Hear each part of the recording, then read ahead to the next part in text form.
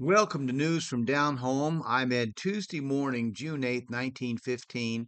The Marylander and Herald, the newspaper of record of my hometown, Princess Anne, Maryland, in Somerset County on the Eastern Shore, notes that Mr. and Mrs. Harold W. Collins of Pittsburgh, PA, visited relatives in Princess Anne last week.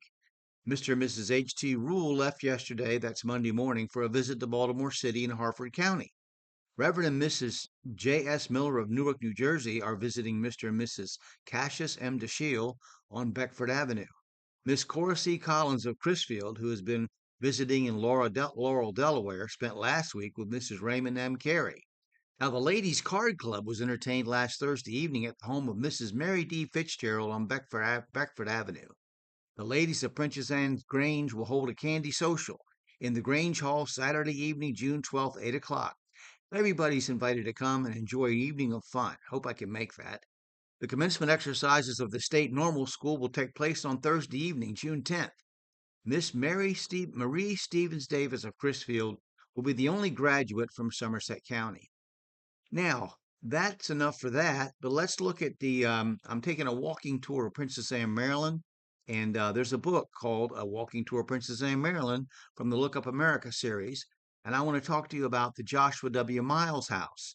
That's on Somerset Avenue, and that is now Hinman Funeral Home, and has been for as long as I can remember.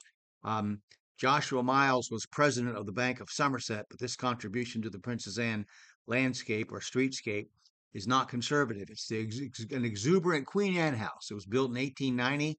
Its dominating feature is the three-story octagonal tower.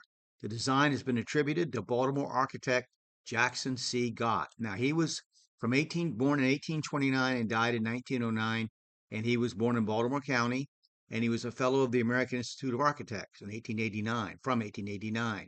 And he built things like the Johnson Building on Howard Street in Baltimore, the Rombrow Building on Howard Street in Baltimore, the Governor John Walter Smith House in Snow Hill, Maryland, the Hendler Creamery in Fayette Street in Baltimore, the Renaissance Building, formerly the Masonic Temple, on Broad Street in Richmond, Virginia, the Southern District Police Station in Baltimore, buildings in the Union Bridge Historic District, and also the Federal Hill South Historic District.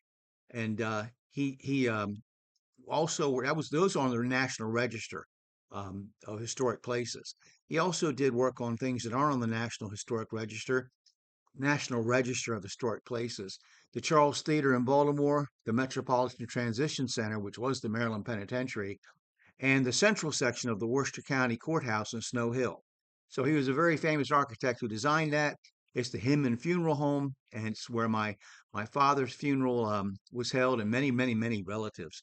So I really hope that if you get down to Princess Anne, you'll take a walk, or drive around, take a look at some of these places.